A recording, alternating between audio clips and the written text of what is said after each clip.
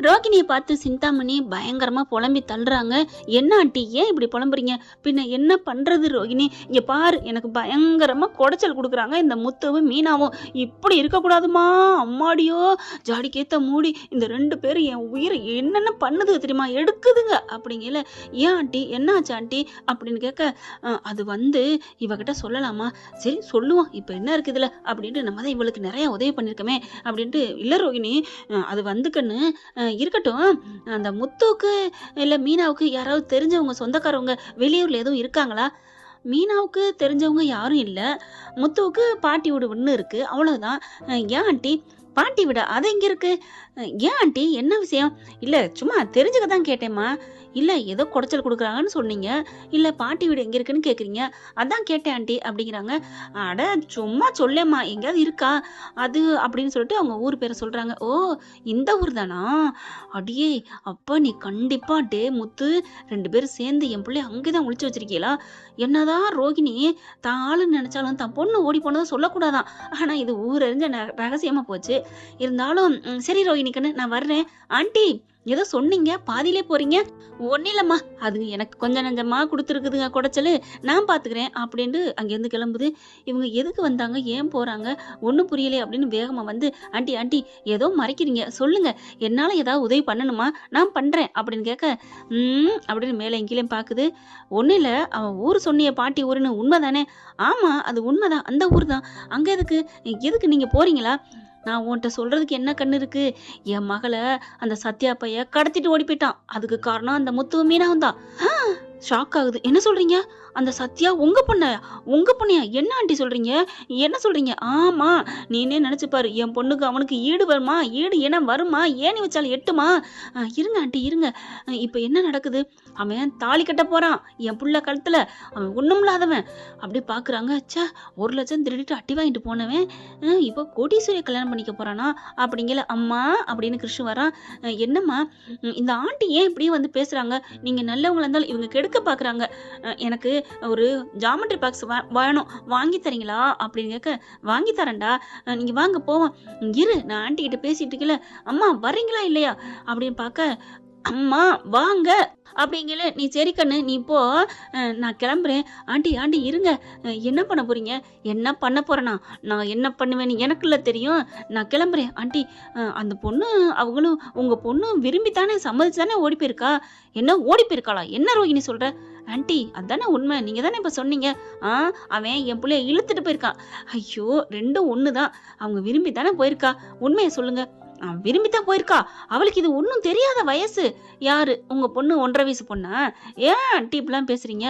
என்ன சிந்தாமணி, என்ன ரோகிணி கண்ணு இந்த சிந்தாமணி எடுத்து பேசுற? என்ன ஏன் மாறிட்டியா நீ? இல்ல அவங்க பக்கம் சேர்ந்துட்டியா?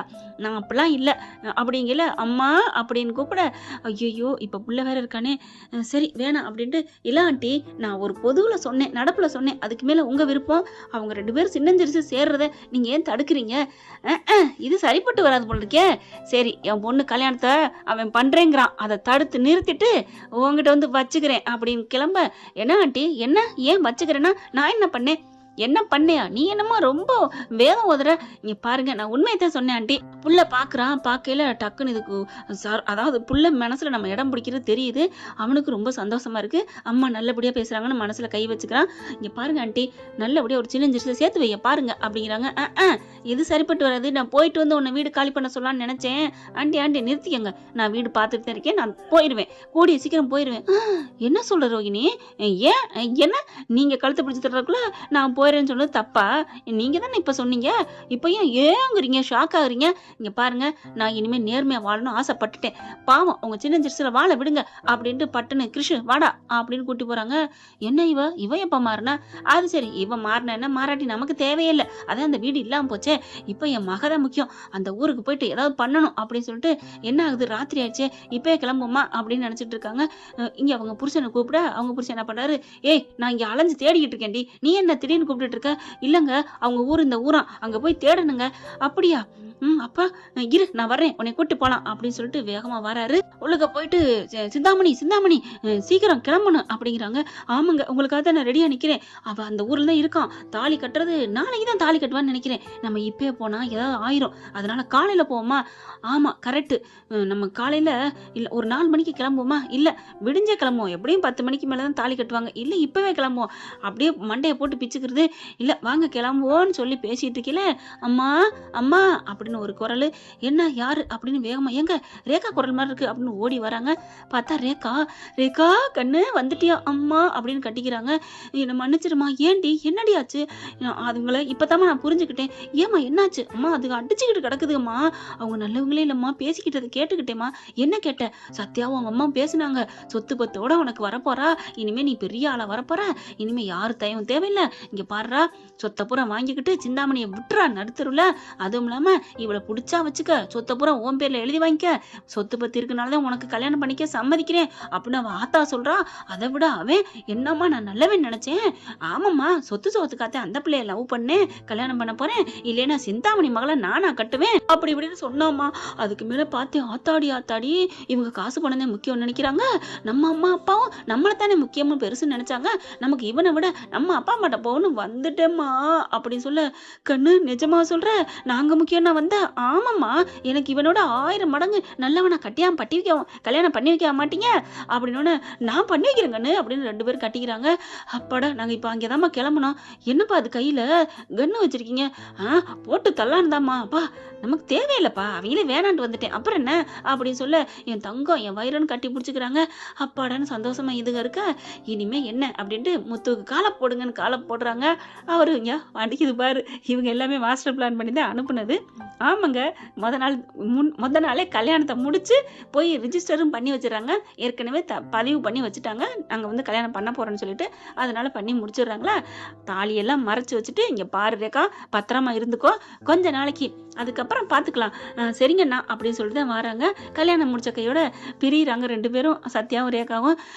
என்னம்மாமா கல்யாணம் பண்ணிட்டு பிரியிறமே, சரி விடுறா காலத்துக்கு நீங்க ஒண்ணு சேரணும். இப்ப பிரியறது ஒன்றும் தப்பு இல்லையே. சரி மாமா அப்படிங்கிறாங்க. பாட்டிக்கும் கட்டி பிடிச்சிக்கிறாங்க. ரொம்ப தேங்க்ஸ் சொல்றாங்க. எல்லாரும் பிரியா விடை பெறாங்க. இந்த பிள்ளை அதுக்கப்புறம் தாங்க இங்க வர்றது. இப்ப அப்படியே இங்க கட் பண்ணா முத்து மீனா வீடு அம்மா வீடை காமிக்கிறாங்க. சரிம்மா நான் கிளம்புறோம் அப்படின்னு மீனா முத்து கிளம்ப. ஏண்டி எதுவும் ஒன்றும் ஆயிராதே, அதெல்லாம் ஒன்றும் ஆகாது. ரேகா புத்திசாலி பொண்ணு, நீங்க கவலைப்படாதீங்க அத்தை அப்படின்னு சொல்லிட்டு கிளம்புறாங்க. வீட்டுக்கு வந்தோன்னா அப்பா கிட்ட சொல்லி ரொம்ப அப்பா எல்லாரும் பெருமைப்பட விஜய் என்ன பண்ணுது, பரவாயில்ல சாதிச்சிட்டீங்க. ஆனா அவ வந்து எதுவும் பண்ண மாட்டாளே. அதெல்லாம் பண்ண மாட்டா. இப்போதைக்கு எதுவும் உளர் மாதிரி வாயை உளறி விட்டுறாதீங்க. நான் ஏன் உளறேன்?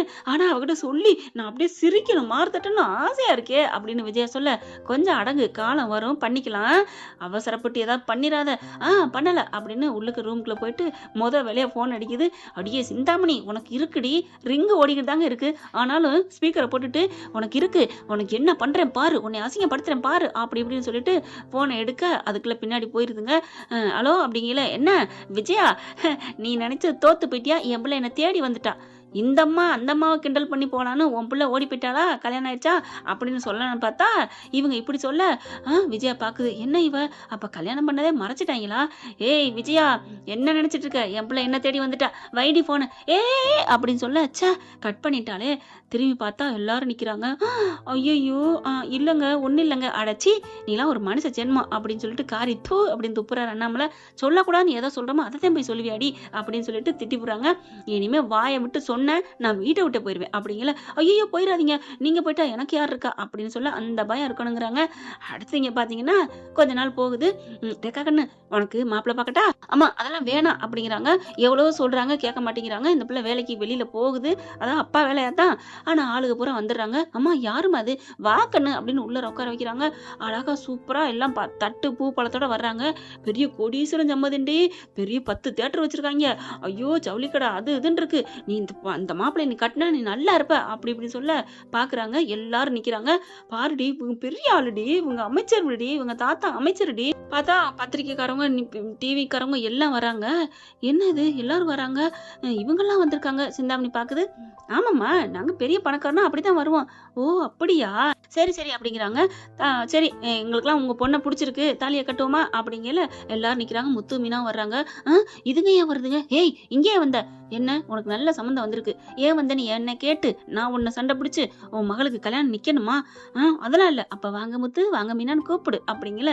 வாங்க மீனா வாங்க முத்து அப்படியே உனக்கு இருக்குடி அப்படின்னு சிந்தாமணி மனசுல சொல்லிட்டு போகுது. அதுக்கப்புறம் பொண்ணை கூட்டியாந்து அலங்காரத்து படிச்சு நிக்கிறாங்க. எல்லாரும் நிக்கிறாங்க. கூட்டம் நிறைய இருக்குதுங்க. இங்க பாருங்க எனக்கு இந்த கல்யாணத்துல இஷ்டம் இல்ல அப்படின்னு பொண்ணு எல்லாம் தேங்காய் உடைக்க எல்லாருக்கும் தூக்கி வாரி போடுது. ஏண்டி இப்படி சொல்ற, எதுக்கடி இப்படி சொல்றேன்னு சிந்தாமணி அவங்க மகளை போட்டு அடிக்க உடனே கழுத்துல இருக்க தாலியை காட்டி இங்க பாருங்க காமிக்குது. அதாவது காட்டி கழுத்தை விட்டு உள்ளுக்குள்ள இருந்து எடுத்து காமிக்குதுங்க.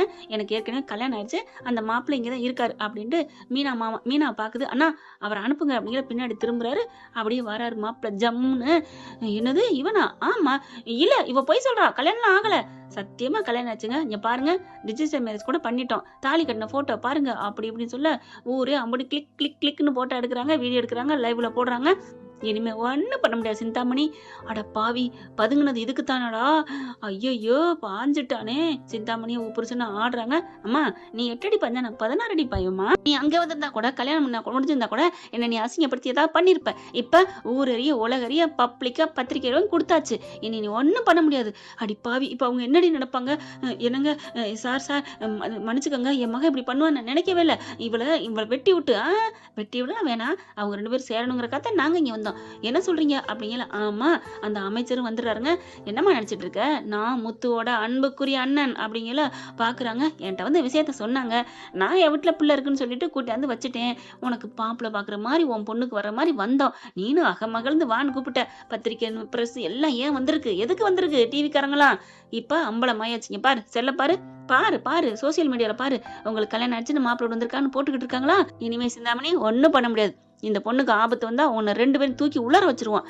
எந்த புல்லு தடிக்கி விழுந்தாங்க கூட நீ தான் காரணம், உள்ளுக்கு வச்சிருவான். அதனால இந்த மாப்பிள்ளை நீயும் சந்தோஷமா வச்சுக்கணும். என்னையா அந்த பூப்பழ தட்டெல்லாம் எங்க?